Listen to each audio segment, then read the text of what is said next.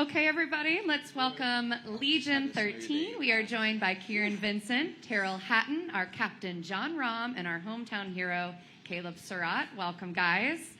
I'm just going to go ahead, the big elephant in the room, Jon. We're going to start with you. The obvious question, how are you feeling, and what can you tell us about your injury? I'm feeling good. I'm feeling good. The main reason for the withdrawal, the two events, was the infection I had, and just to be precautionary towards not making it worse and seeing what steps I can take to prevent that from happening in the future. But the wound's still there.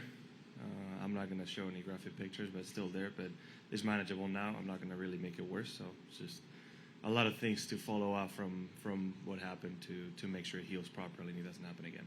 So you feel ready to compete this week? I feel ready to walk and hit it. I haven't been able to do much, but yeah, it doesn't take much for me to feel ready to compete. So looking forward to it. Just happy that I'm here. Happy to hear that. So I just want to get reactions from Terrell and Jon from Bryson's win last week. Terrell, I'll start with you.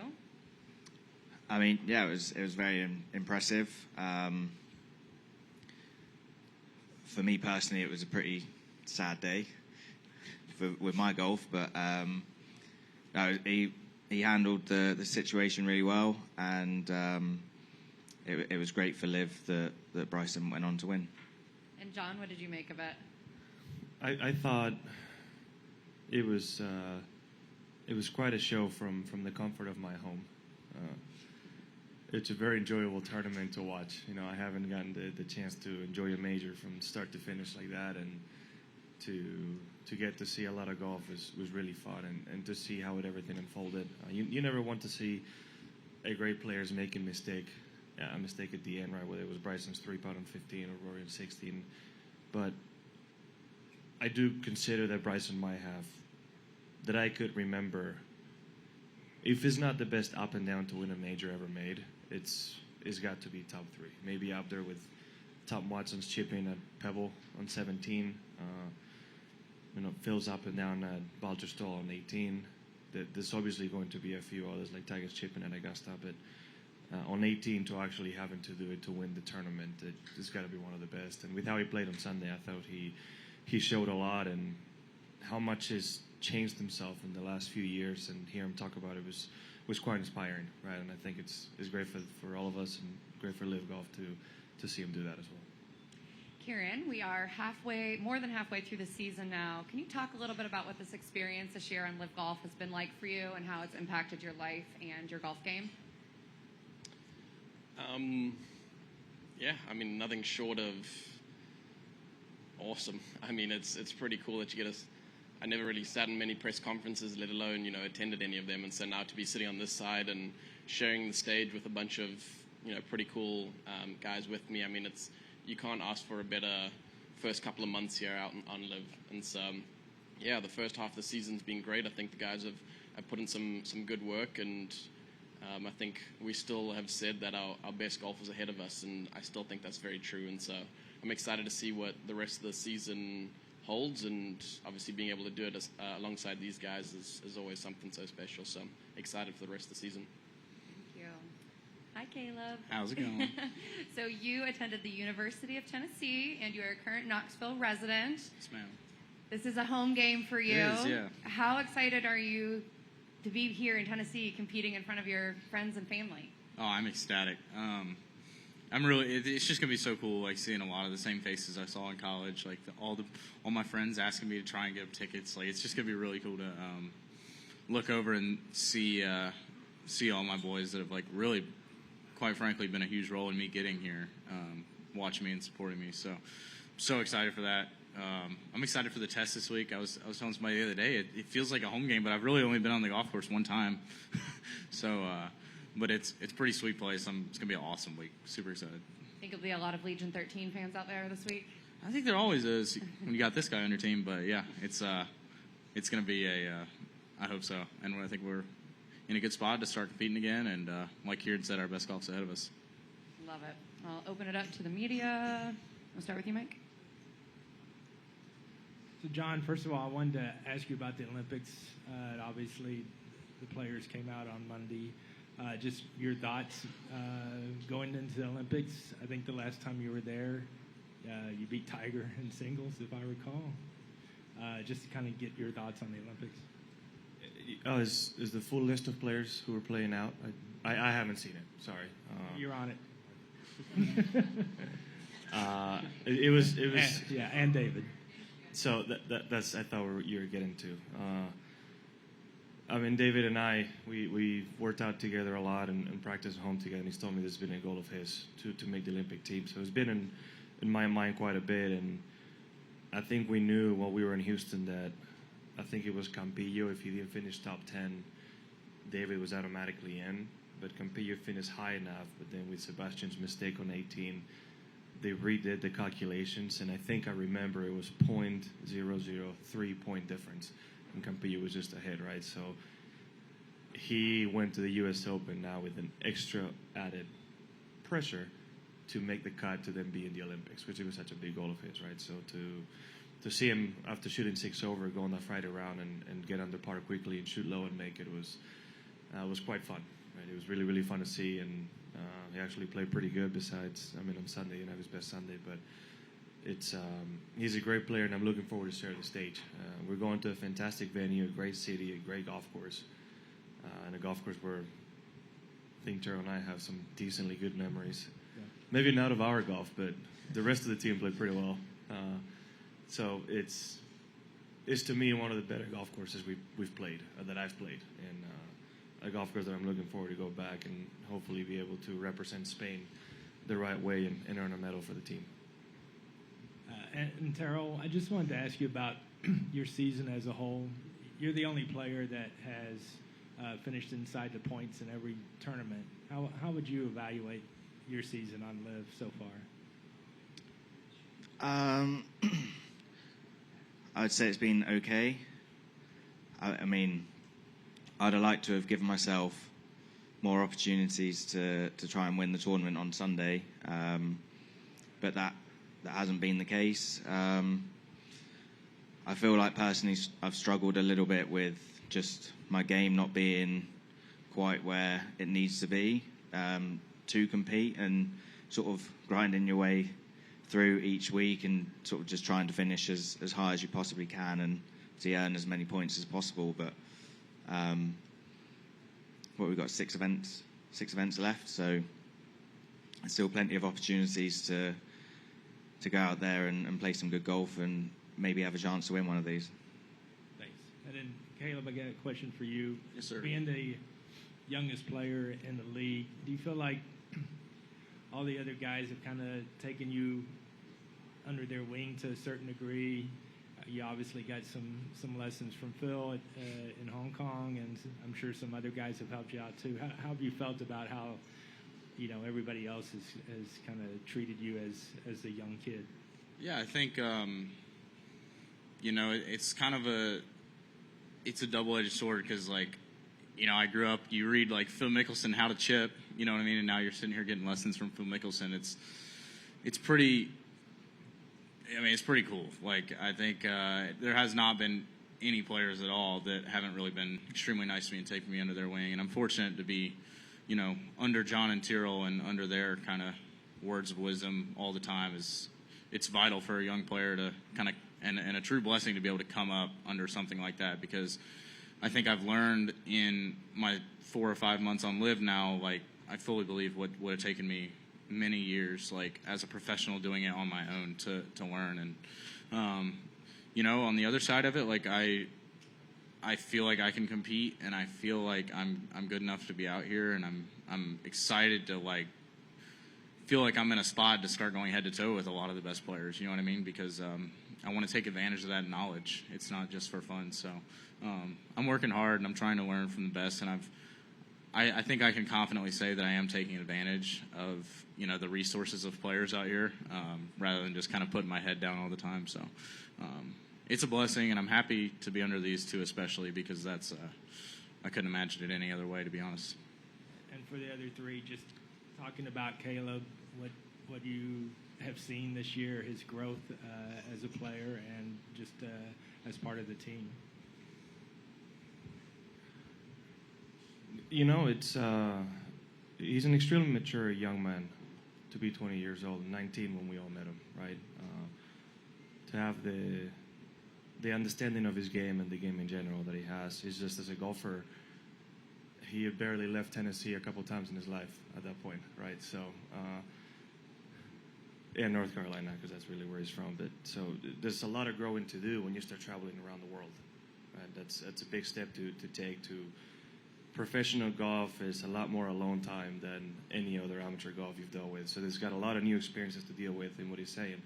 You go from being around your teammates, perhaps being the best around the people you play with in college golf, to now you put in a world-class stage with world-class players and major champions. Is not only a bit of a reality check sometimes that you may need, that we all need at some point, but it's also a lot of new information that is coming to you that you need to learn how to process, and that's not easy to do, and I think he's doing a great job. And once he learns how to apply a lot of those things that he's learning to his game, I think we're going to see a massive jump on what he can do, and we still haven't seen what he can do, right? I mean, we saw it on the last 4 holes in Mayakoba, and there's been moments here and there, but I can't wait to actually see him put 54 holes together. It's going to be eye-opening for a lot of people that haven't seen it. Tara, do you I feel like John's answered that pretty well. I don't know what else I can really add to that, to be honest. Kieran, anything to add? Not really, no. He's been pretty good. So Great great compliment. teammate as well. So John knocked it out the park there. Okay, raise your hand. We'll bring mics over.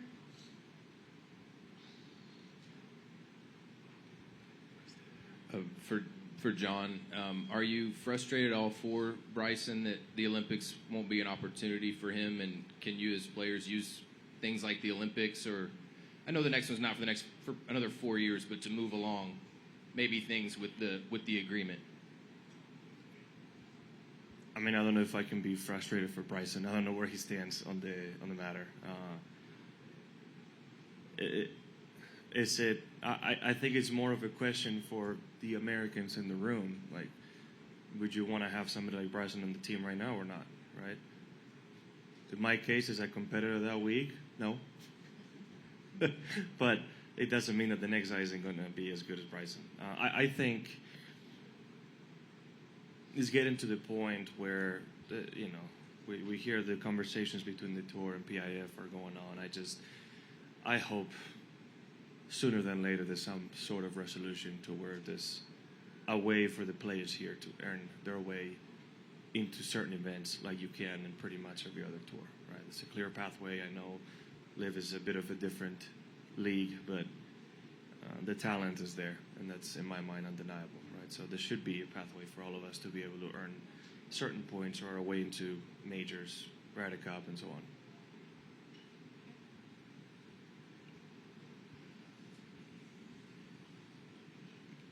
John, this is for you. You said you were at home watching the coverage. I wonder if you enjoyed that at all, or was there anything you took away from that with the fan experience in mind that you thought LIV is doing different, or you'd like to see change in watching from home? I'm not sure I understand what you're trying to say.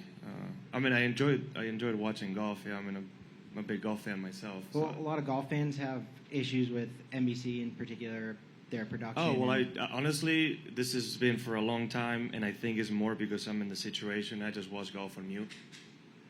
I want to watch the shots, and I try not to. Was it a bit of a, I don't know what the word is, but to go from ABC to then NBC to then Peacock to then back to the next thing, yeah, I mean, it should be. Can make it a little bit easier. Right? It isn't open after all. Just turn on one channel, hopefully be able to watch a whole broadcast. But I thought it was, from what the times I had it on and I could hear, I thought it was okay. One of the things that absolutely burned me, and I think it was Smiley who said it, he severely underplayed how difficult Rory's putt on 18 was when he said it's a left center putt. If you hit that putt left center and miss the hole, you're off the green because of how much slope there is. I mean, you could see Rory aiming at least a cup left from 3 feet.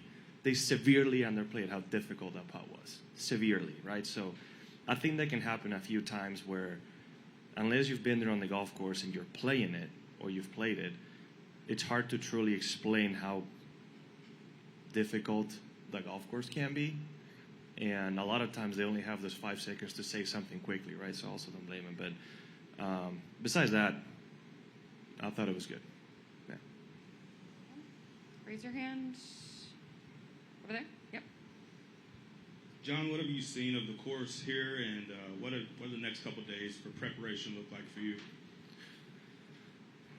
I think 2 of us up here have only seen the clubhouse so far. So, is that right, Terrell? Yeah. Yeah, so in my case, today would be a day where I'll probably make a few more swings than I usually would on a Wednesday. Just try to get up to speed. I don't really ever care how I hit it to the green on practice days, to be fair, because it doesn't matter. Right? I try to get the speed and touch around the greens, but since I haven't done as much as I would have liked at home, I probably need to make a few extra swings on the range and maybe on the course just to try to get my body up to speed as quick as possible. This one's for Caleb. Caleb, did you take the boys down to Broadway for a little celebratory welcome to Nashville kind of thing this weekend? Well, team bonding? Yeah, well, I can't get in anywhere, so it's not really on my radar, no. I don't know how to answer that. I mean, I've actually only been to downtown one time, so no, and all my boys get in later in the week. It's be a bunch of off the golf course hanging out and just trying to make it feel like home as much as possible. Like John said, it's hard going around the world like when you never have, you know what I mean? So a week like this, especially like driving from Knoxville, it just feels so much more comfortable for me, you know what I mean? It's a lot more to what I'm used to. So to have my friends around me, it's going to be awesome. But to answer your question, no. I don't have much access anywhere anyways, so.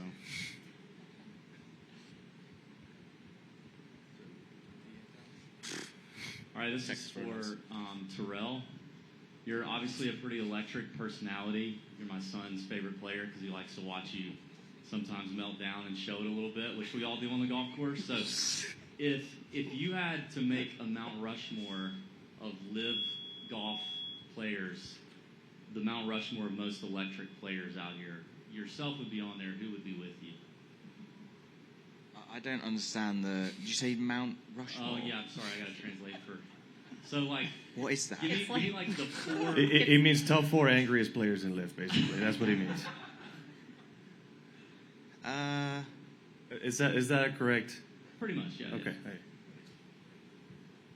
Yeah. Hey. Who else gets like really angry out here, to be fair? Well, yeah, you can. I think it's anybody with a Spanish passport has a claim so far. There's a couple. I mean, you just probably don't want to name names. You can say me.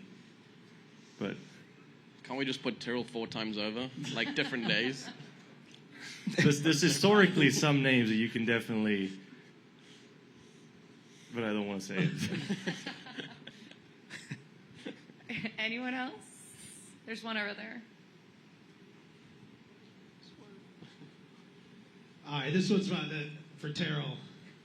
Obviously, everybody here, golf fans everywhere, want John to be healthy and playing golf. But just looking at the bright side of things, was it sort of an ideal scenario for you where John was not participating in last week's major? He had one less top competitor to focus on, but then here he's back this week to be on your team and playing here on the tour. Was there any sort of sunshine in that for you in sort of the situation and the way it played out?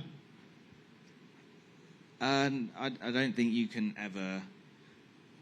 You wouldn't ever, wish ill on someone. You don't want someone to miss a tournament because they're injured or anything like that. So, no,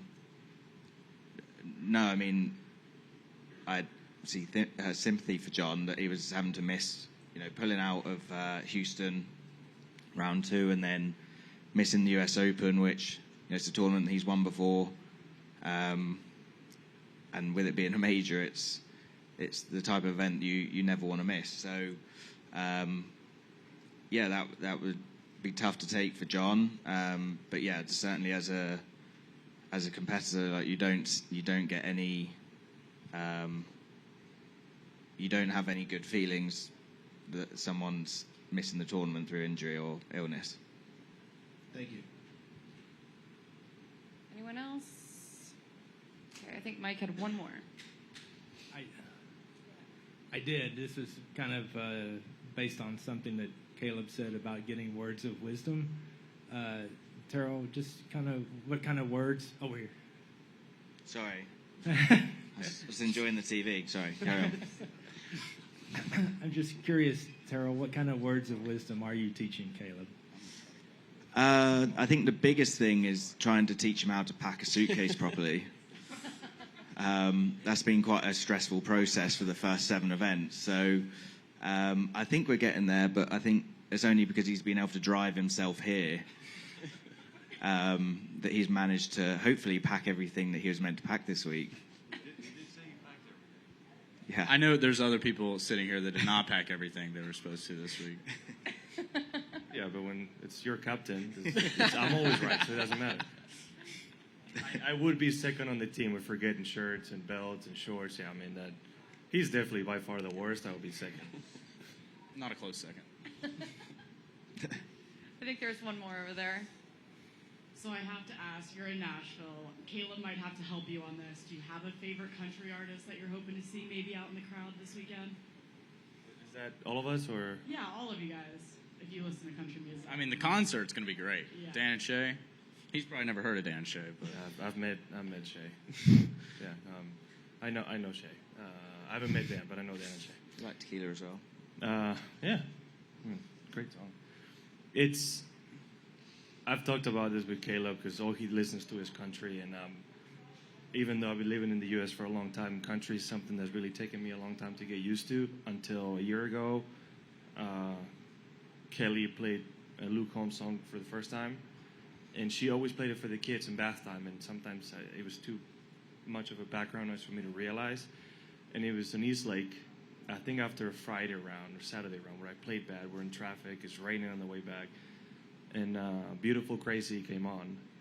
And a lot of what he says in the song, it's a lot of what me and the kids do in the morning. So when he says that her day starts with the coffee, when I get the kids out of bed when I'm home and let her sleep in a little bit, Kepa would literally go to the coffee machine, make the coffee with me, and bring it to Kelly in bed. So, and then when it says, and then's her day of the wine, Kelly and I would very often just have a glass of wine with dinner, like many other people do, right? So a lot of the things that the song was saying, I was like, Kelly, who is this? Like, I was already emotional, played a terrible day driving in traffic. And I'm like, who's this man? And obviously his voice is incredible, and she started playing more songs, and I became a Luke Combs fan. I can't say I'm a full-on country fan yet, but Luke is somebody that I really enjoy, and especially his new album being very, very relatable. Saw him in concert about a month ago, which was quite impressive. I mean, he puts on a show, so I know he won't be around because I think his 2-year-old's turning, well, his oldest son is turning 2 years old this week, but and to be honest, probably too big a country star to be walking around out there. But he would be my favorite to see out there, obviously. Terrell, who are you hoping to see out there this week?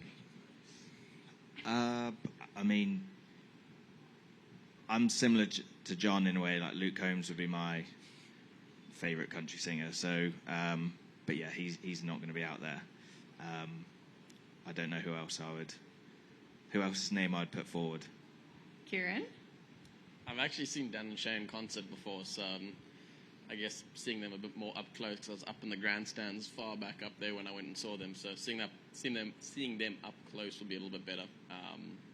But yeah, I like the rest internationals on this team. Country music isn't the sweet spot for us, so we're getting there though, slowly but surely. I gotta get him turned on to Zach Bryan. I'm the biggest Zach Bryan diehard in the world. So they don't know who Zach Bryan is. He's very good, but I just can't. Like his talent is undeniable. I just can't. He's really good, but I don't know. No comment. It's really good. Same with Oliver Anthony. I mean, they're both incredible. It's just. Well, Zach, if you're listening, come out and watch Caleb this week. Dream come true. Welcome to Music City, guys. Thank you so much, and good luck this week. John, I hope you are in tip-top shape. Thanks, guys. Thank you.